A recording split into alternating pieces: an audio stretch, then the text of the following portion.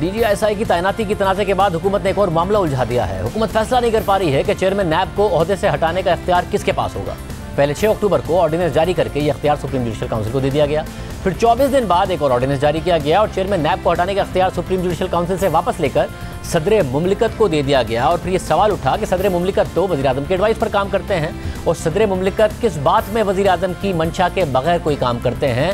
तो इस तरीके से तो चेयरमैन नैब को ब्लैकमेल किया जाएगा कि सदर के जरिए उन्हें हटाया जा सकता है। मगर अब जरा ऐसी खबर सामने आई है कि हुकूमत ने चेयरमैन नैब को हटाने का इख्तियार सदर मुमलिकत से वापस लेने का फैसला कर लिया है और यह फैसला और यह इख्तियार दोबारा सुप्रीम जुडिशल काउंसिल को दे जाने का इम्कान जाहिर किया जा रहा है। ज़राए के मुताबिक हुकूमत बज़रिया पार्लियामेंट सदर से चेयरमैन नैब को हटाने का इख्तियार वापस लेगी और तीसरे नैब तरमीमी ऑर्डिनेंस को पार्लियामेंट में पेश करेगी। यानी हुकूमत ने 1 महीने में तीसरी बार चेयरमैन नैब को हटाने की अथॉरिटी तब्दील करने का फैसला किया है और दूसरी बार अपनी ही पोजीशन से पीछे हट रही है। इस मामले पर अब से थोड़ी देर पहले अटॉर्नी जनरल खालिद जावेद खान ने कहा है कि चेयरमैन नैब को हटाने का इख्तियार सुप्रीम जुडिशल काउंसिल के पास होना चाहिए। नैब आज़ाद इदारा है, सदर को चेयरमैन नैब को हटाने का इख्तियार नहीं होना चाहिए।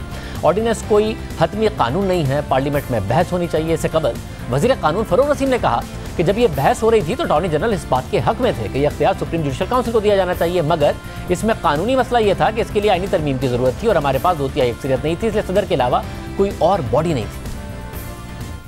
आप ये समझिए ये एक सबसे बड़ा इसके अंदर अमेंडमेंट है। और फ्रेंकली स्पीकिंग उस वक्त जब ये डिस्कशन हुआ था तो अटॉर्नी जनरल साहब दोस्त हैं, भाई हैं हमारे, वो इसके बड़े फेवर में थे कि सुप्रीम जुडिशल काउंसिल को ही ये दिया जाए इख्तियार। इसमें लीगल इशू था, जैसे मैंने आपको एक्सप्लेन किया, और वो लीगल इशू था कि 209 के अलावा सुप्रीम जुडिशल काउंसिल तो नहीं है। तो इसको करने के लिए आपको कॉन्स्टिट्यूशनल अमेंडमेंट की ज़रूरत थी और वो कॉन्स्टिट्यूशनल अमेंडमेंट के लिए आपके पास 2/3 मेजॉरिटी नहीं है। तो सदर के अलावा और कोई बॉडी नहीं थी, मिनिस्ट्री ऑफ लॉ को दे दिया जाता।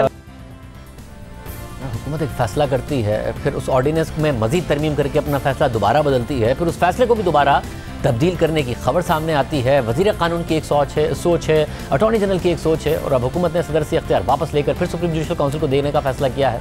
इस सूरत हाल में आज नैब की रिकवरी से मुंसलिक एक और अहम मामला भी सवालात की जद में आ गया है। आज इंकिशाफ हुआ है कि नैब की 821 अरब रुपए की मजबूरी रिकवरीज में से 815 अरब रुपए सरकारी अकाउंट में जमा ही नहीं कराए गए हैं। ये मामला आज पार्लियामेंट के 2 अहम फोरम्स पर सामने आया। पहले इस मामले पर सेनेट की कायमा कमेटी बराए खजाना में बहस हुई, फिर ये मामला पार्लियामेंट की पब्लिक अकाउंट्स कमेटी में उठाया गया। पहले बात करेंगे सेनेट की कायमा कमेटी बराए खजाना के इजलास की, जहां वजारत खजाना के हुक्काम ने आज बताया कि नैब ने मजमूई तौर पर 821 अरब 46 करोड़ 90 लाख रुपए रिकवर किए, मगर सिर्फ 6 अरब 50 करोड़ रुपए की रकम नॉन टैक्स आमदनी के तहत हमें मौसूल हुई है। बाकी फंड्स कहाँ गए और कहाँ इस्तेमाल हो रहे हैं इसका हमें कोई इल्म नहीं है। हम तो नैब हुकाम से पूछ भी नहीं सकते कि पैसे कहाँ हैं। इस पर कायमा कमेटी के अरकान ने सवाल उठाया कि इतनी बड़ी रकम का रिकॉर्ड वजारत खजाना और मुल्क में किसी के पास नहीं है। सेनेटर सलीम मांडवी वाला बोले कि national crime agency of UK की जानिब से दी गई रकम भी सरकारी खजाने में जमा नहीं हुई और ये रकम सुप्रीम कोर्ट के अकाउंट में पड़ी है। चेयरमैन कायमा कमेटी सेनेटर तलहा महमूद ने कहा कि नैब की जानिब से रिकवर की गई रकम का ऑडिट कराया जाएगा। ऑडिटर जनरल ऑफ पाकिस्तान और नैब के ऑडिटर को खत लिखकर कायमा कमेटी के आइंदा इजलास में तलब कर लिया गया है। सिर्फ यही नहीं, नैब की रिकवरीज का मामला आज पार्लियामेंट की पब्लिक अकाउंट्स कमेटी में भी उठाया गया। कमेटी की रुकन सेनेटर शेरी रहमान ने सवाल उठाया कि नैब की तरफ से रिकवर होने वाले पैसे कहां जा रहे हैं। 821 अरब रुपए में से वजारत खजाना के पास 6.5 अरब रुपए आए। कमेटी के चेयरमैन राना तनवीर ने कहा कि नैब करप्शन का पैसा रिकवर नहीं कर सका, पाकिस्तान के पैसों पर जो डाका डाला गया वो वापस नहीं आए। पब्लिक अकाउंट्स कमेटी ने नैब से 1 साल की रिकवरी का रिकॉर्ड तलब कर लिया है। साथ ही हुकूमत से बरतानिया की नेशनल क्राइम एजेंसी की रिकवर करदा रकम का रिकॉर्ड भी मांग लिया गया है।